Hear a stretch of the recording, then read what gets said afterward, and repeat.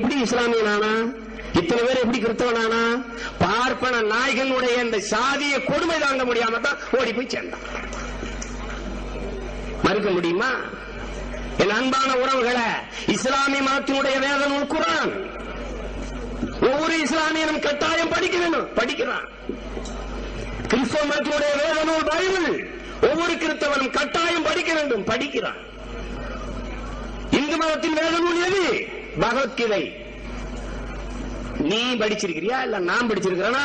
பார்ப்பவனை தவிர பகவத்கீதை படிச்ச ஒரு இந்திய எந்திரிச்சு சொல்றா பாக்குறேன், படிக்கல. குர்ஆனை படிக்க வேண்டும் என்று இஸ்லாத்தில் சட்டம் இருக்கிறது, பைபிளை படிக்க வேண்டும் என்று கிறிஸ்தவத்தில் சட்டம் இருக்கிறது. ஆனால் பகவத்கீதையை படிக்கவே கூடாது என்று சட்டம் இருக்கிறது. படிச்சா கண்ணை குத்தி கெடு, கேட்டா காதல ஏத்து காட்சி ஊத்து. ஏண்டா நாய்களா? இந்த மதத்துக்கு பின்னாடி நாங்க வந்து நாக்க போட்டு நக்கிக்கிட்டே வரணுமா பின்னாடி?